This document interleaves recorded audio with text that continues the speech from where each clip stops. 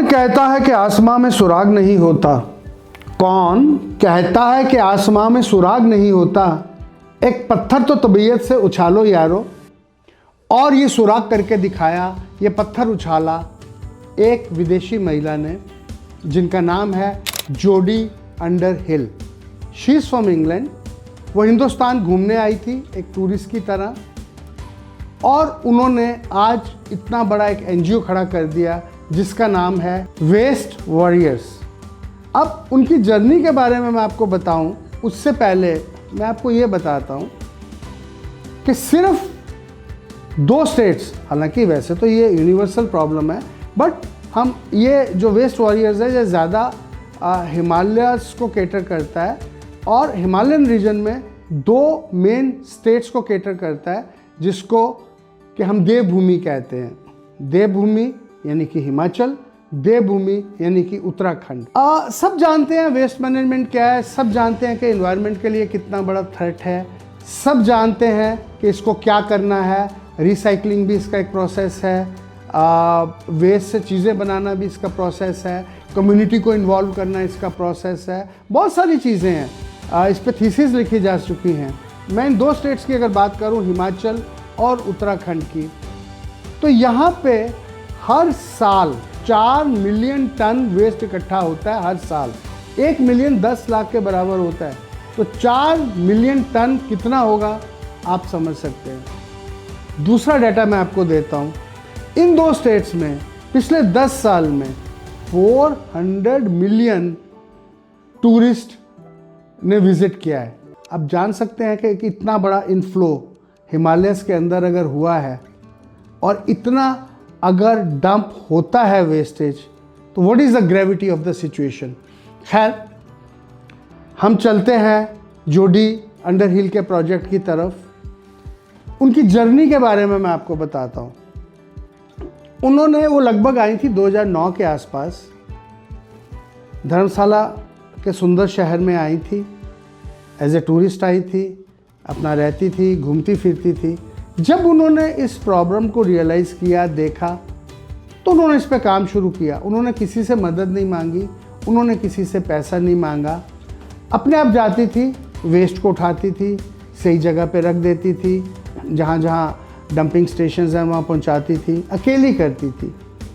लोग जुड़ते गए उनके साथ, और लोग जुड़े, और लोग जुड़े, और आप समझिए कि इतने लोग जुड़ गए। मुझे वहाँ से एक शेर और याद आ रहा है। मैं तो अकेला ही चला था जानिबे मंजिल, मैं तो अकेला ही चला था जानिबे मंजिल, लोग जुड़ते गए और कारवां बनता गया। इतने लोग जुड़ गए कि इसको एक सस्टेनेबल मॉडल का शेप देना ज़रूरी हो गया। उसके लिए फंड्स चाहिए थे, तो इन्होंने क्या किया, डोर टू डोर, घर घर जाकर पैसे लिए, लोगों से मदद मांगी, लोगों ने मदद की। उसके बाद इन्होंने क्राउड फंडिंग करी, लेकिन इतना काफ़ी नहीं था। अगर इसको एक स्केलेबल लेवल पे ले जाना है तो you needed something big, and she due what is that, she went on approaching people. तो 2 बड़ी हस्तियां हिंदुस्तान की जो इसके साथ जुड़ी, एक हमारे उद्योगपति, हमारे इंडस्ट्रियलिस्ट, महिंद्रा और महिंद्रा के प्रमोटर मिस्टर आनंद महिंद्रा इसके साथ जुड़े। आप सब जानते हैं कि आनंद महिंद्रा जी इस तरह की चीज़ों के साथ जुड़ते हैं, बहुत नेक काम करते हैं। इस प्रोजेक्ट पे भी जुड़े, और उन्होंने 11 लाख रुपए और एक जीप दी।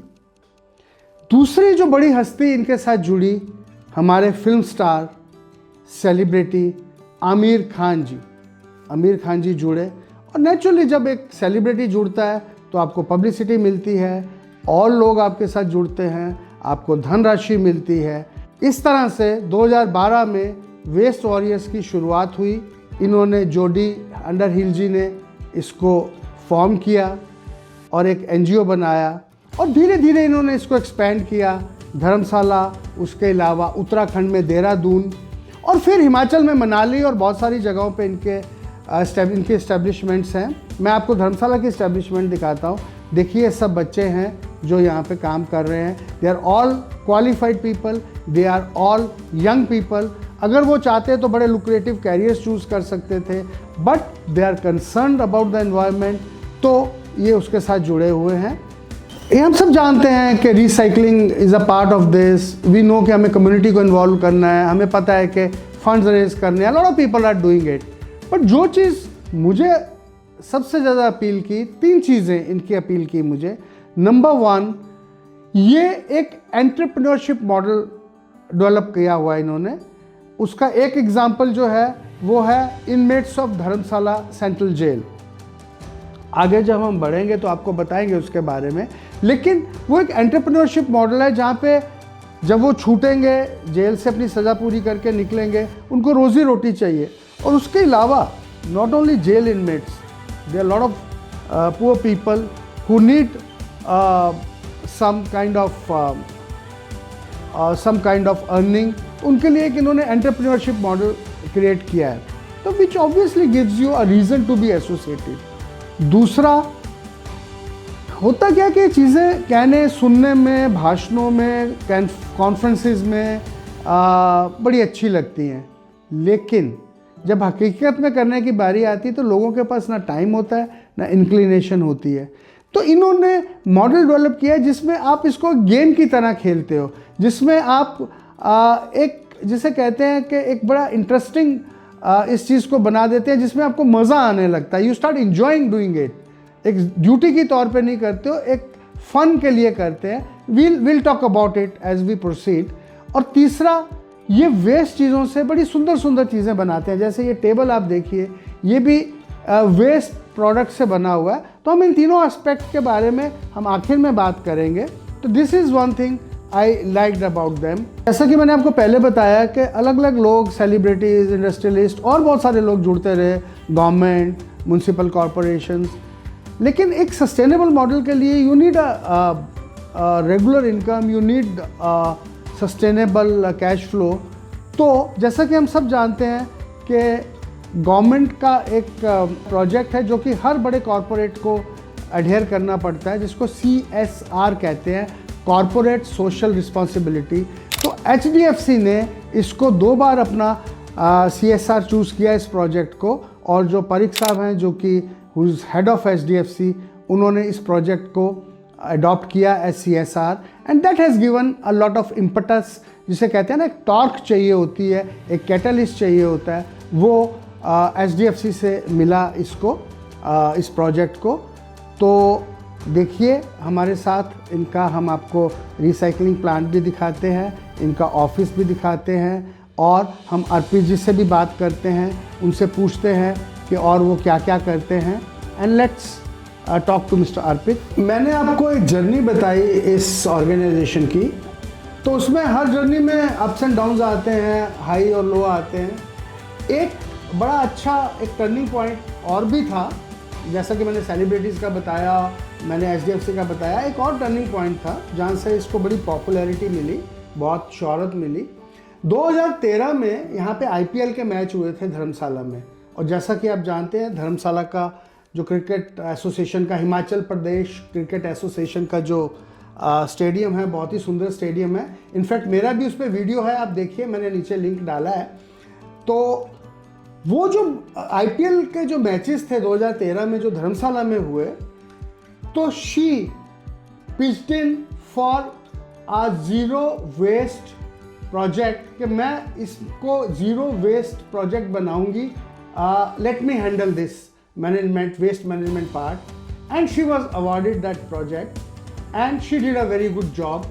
उससे इतने इम्प्रेस हुए लोग, कुछ लोगों ने इंग्लैंड में, कुछ लोगों ने इंडिया में उसके ऊपर वीडियोस बनाए। एक यूट्यूब भी पे भी अपलोड हुआ, जिसका लिंक मैं नीचे डाल रहा हूँ, आप देखिए। और उससे बहुत पॉपुलैरिटी मिली इस वेस्ट वॉरियर्स को world wide. Anyway, coming back to where I was, तो जैसा कि मैंने आपको बताया, ये जर्नी थी, ये एक नोबल कॉज ये कर रहे हैं। और अगर हम इसको एक्स्ट्रापोलेट करें, मैंने आपको ग्रेविटी ऑफ सिचुएशन बताई कि इतना वेस्ट होता है या इतने टूरिस्ट आते हैं। अगर हम इसको एक्स्ट्रापोलेट करें with the increasing population, both यहाँ की और बाहर की, तो आप समझ सकते हैं कि आने वाले टाइम में कितना बड़ा चैलेंज है।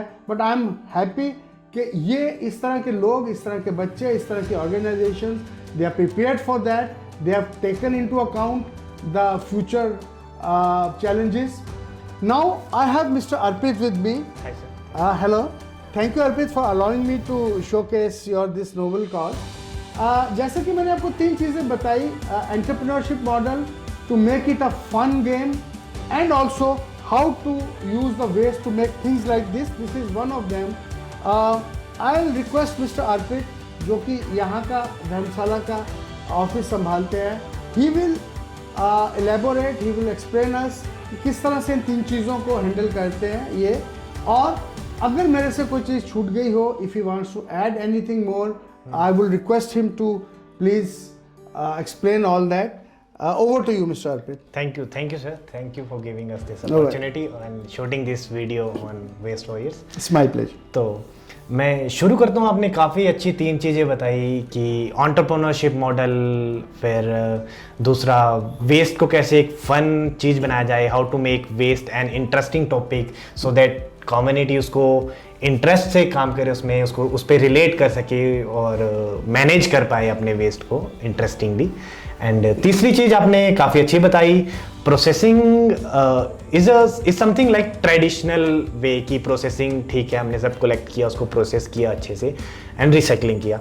उसके रिसाइकलिंग के अलावा 2 और चीज़ें होती हैं सर. एक होती है अपसाइकलिंग और एक होती है डाउन साइकलिंग. Okay. तो आपने बहुत अच्छा ये टेबल का एग्जाम्पल दिया, तो ये एग्जाम्पल है डाउन साइकलिंग का. Okay. ठीक है. एंड ये जो पेन स्टैंड आप देख रहे हैं ये है अपसाइकलिंग. Okay. ठीक है.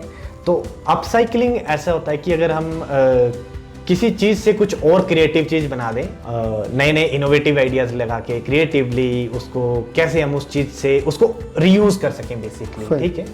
And then down cycling is something कि एक प्रोडक्ट से दूसरा प्रोडक्ट बना दिया जाए. तो ये जो टेबल है ये आप देख रहे हैं, ये टेट्रा पैक जितना भी आता है, मिल्क कार्टन्स, फिर जूसेस में जो वो पैकेजिंग मटेरियल होता है ना, तो उसको एक प्लाईबोर्ड की शेप देके उससे ये फर्नीचर बनाया गया है. तो वो डाउन साइकलिंग. और सुंदर भी कितना लग रहा है, देखिए ना. जी, काफी सुंदर है, काफी ड्यूरेबल है. Yes. तो मतलब रिसाइकलिंग के अलावा ये अपसाइकलिंग एंड डाउन साइकलिंग 2 चीजें और भी हो सकती हैं. Very nice.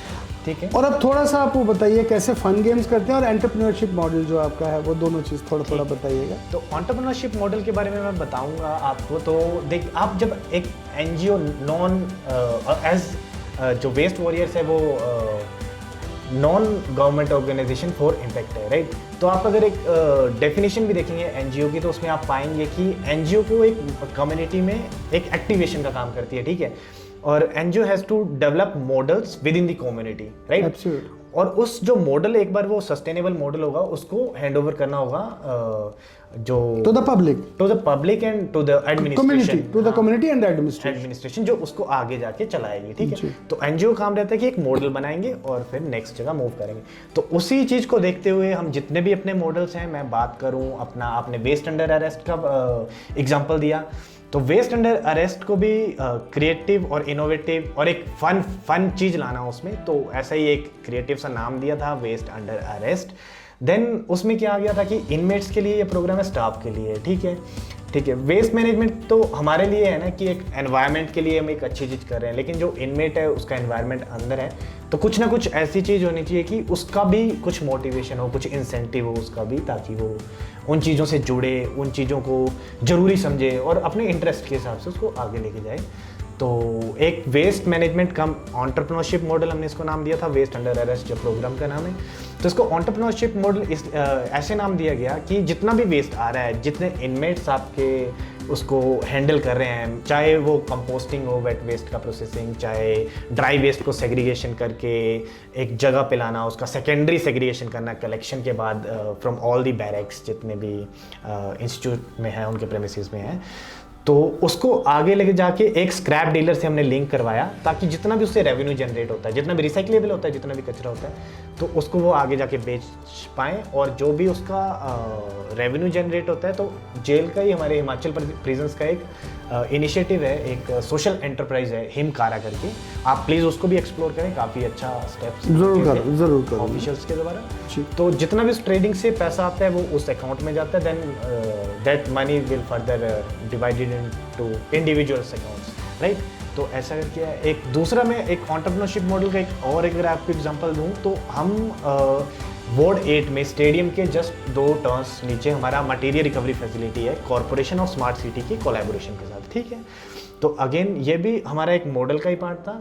तो इसको हम अभी क्या कर रहे हैं, हमने एक लोकल एंटरप्रेन्योर, एक जो वेस्ट वर्कर थे जो हमारे साथ 2012 जोडी के टाइम से जुड़े हुए हैं, उन्हीं को उसका हैंड ओवर दे रहे हैं कि वेस्ट वॉरियर्स बस मॉनिटरिंग में रहेगा, बाकी जितना भी उसका ऑपरेशंस है वो लोग देखेंगे। तो उसकी कैपेसिटी बिल्डिंग, उसका जितना भी लिंकेज स्ट्रक्चर बनाना है कि कैसे वेस्ट इन होगा, कैसे प्रोसेसिंग होगा, क्या कैपेक्स कॉस्ट कितना आएगा, ओपेक्स कॉस्ट कितना आएगा, पीएनएल्स कैसे मैनेज करना है, तो उसकी कैपेसिटी बिल्डिंग उस लोकल एंटरप्रेन्योर को दे रहे हैं हम। तो ये एंटरप्रेन्योरशिप के भी एग्जांपल्स कुछ। और अगर आप फन की बात करें, जो आपका दूसरा सवाल जी जी, तो हम रेगुलरली कम्युनिटी के साथ एंगेजिंग एक्टिविटीज़ करते हैं। एक तो क्लीन अप हो गया, और एक उनको हम कैसे ज़्यादा से ज़्यादा एंगेज कर पाएँ। तो जितने मेजर टूरिस्ट स्पोर्ट्स हैं वहाँ पे हम एंटी लिटरिंग प्लेजेस करते हैं on weekly basis, on monthly basis. We regularly talk to the tourist जो भी आ रहा है कि सस्टेनेबल टूरिज्म प्रैक्टिसेस वो कैसे अपना सकते हैं, ठीक है, वो कैसे इसकी अवेयरनेस दूसरे लोगों को दे सकते हैं।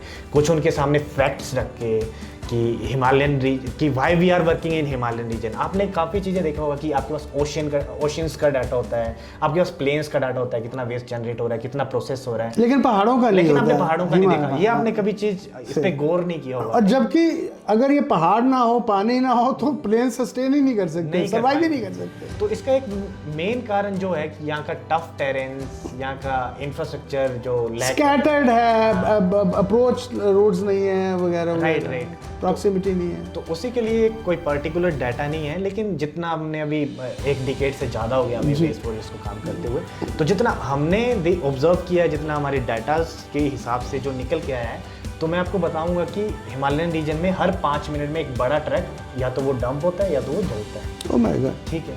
तो ऐसे ऐसे आंकड़े हैं। तो टूरिस्ट से बात करके, क्योंकि एक टूरिस्ट डेस्टिनेशन है, ज़्यादा लाइवलीहुड जो इधर के लोगों का है टूरिस्ट पे डिपेंड करता है। तो टूरिस्ट को कैसे हम एंगेज कर सकते हैं, चाहे छोटे छोटे स्टेप्स हों। आप अगर आप प्लास्टिक की बोतल ना कैरी करके, आप वो जो पीईटी वाटर बोतल आता है उसको ना लेके आप अगर एक स्टील वाटर बोतल कैरी करेंगे तो उसको आप रीयूज़ कर सकते हैं। दूसरा, आप cloth bags, reusable bags carry कर सकते हैं। ऐसे ऐसे ऑल्टरनेटिव्स क्या क्या यूज़ कर सकते हैं। हम होटल्स के साथ, कैफ़ेज़ के साथ काम करते हैं कि आप अपनी प्रॉपर्टी में डिस्पेंसर्स लगा सकते हो, वाटर रिफिलिंग स्टेशंस लगा सकते हो।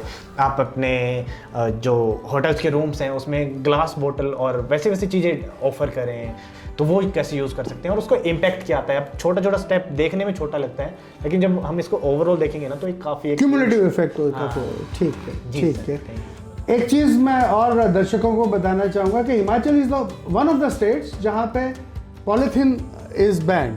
हाँ, तो यहाँ पे ये चीज़ें देखने को मिलती हैं, आप आइए और देखिए। और इससे पहले कि मैं इस एपिसोड को ख़त्म करूं, मेरी अपील है सब लोगों से और ख़ास करके यूथ से कि आप इस तरह के इनिशिएटिव से जुड़िए, क्योंकि आपका फ्यूचर है, आपने बड़ा होना है। ये देश, ये पर्वत, ये नदियां आपकी हैं। आप जुड़िए ऐसे प्रोजेक्ट से। अगर साफ़ सुथरा रहेगा तो आप ही लोगों के लिए अच्छा रहेगा, आने वाली पीढ़ियों के लिए अच्छा रहेगा। तो आज के लिए बस इतना ही। अगर आपको हमेशा की तरह मेरा एपिसोड पसंद आया हो तो कृपया उसे लाइक करिए, शेयर करिए और सब्सक्राइब करिए अगर आपने अभी तक नहीं किया है तो। धन्यवाद, थैंक यू।